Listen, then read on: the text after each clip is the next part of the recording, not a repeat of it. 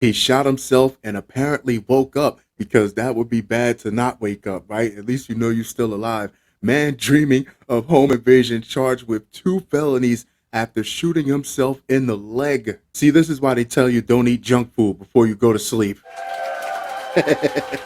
Some people wake up to an alarm, the dog barking, birds chirping, breakfast cooking downstairs in the kitchen. No, this guy woke up to a gaping hole in his leg. A 62-year-old man in Illinois is facing 2 felony charges after he accidentally shot himself in the leg with a .357 Magnum revolver while having a dream about an intruder breaking into his home in April. Mark M. Dicara was taken into custody this week and charged with 1 count of illegally possessing a firearm without a valid Firearm Owners Identification FOID card and 1 count of reckless discharge of a firearm.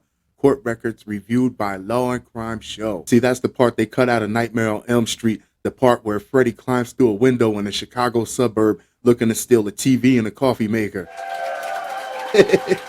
This is such a possibility in real life. Why waste a good night's rest on it? Whatever happened to dreaming about Holly Berry and the Giants winning the Super Bowl? The illegal possession charge is a Class 3 felony, while the reckless discharge is a Class 4 felony, according to a press release from the Lake County Sheriff's Office. Deputies at about 9:50 p.m. on April 10th, 2023, responded to a 911 call in regards to a person with a gunshot wound at a home located in the 100 block of Shoreline Road in Lake Barrington, which is about 40 miles northwest of Chicago. Upon arriving at the scene, first responders located the victim, later identified as Dicara, inside of the home. Dicara appeared to be suffering from a single gunshot wound to the leg.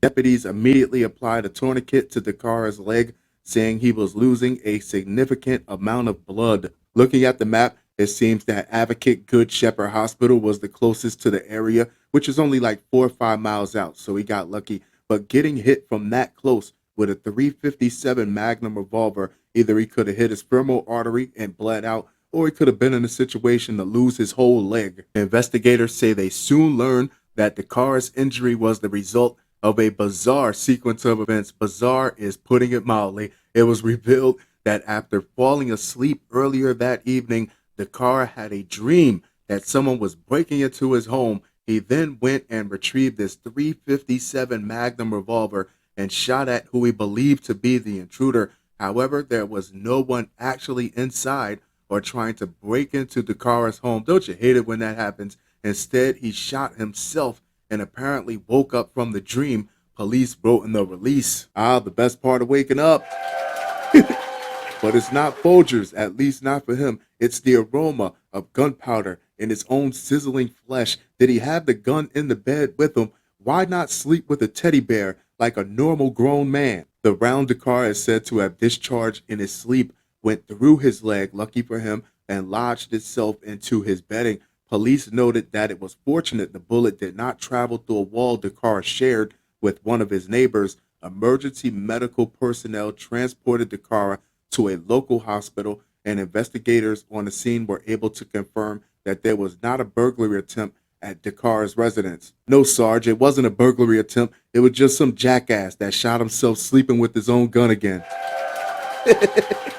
Babies and fools, babies and fools. As the investigation into the shooting incident continued, because now they need to know how much of an idiot you really are, since they had to come all the way out there. Deputies say they discovered that the gun Dicara used to shoot himself was owned and possessed by him illegally, as his FOID card had been revoked.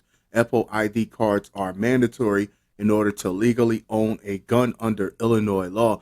Police did not provide a reason as to why his FOID card has been revoked. Typical reasons for the revocation of a FOID card include violent criminal convictions, failed drug tests, and being deemed mentally incapable of safe firearm ownership. Come on, just say it. He's mentally incapable.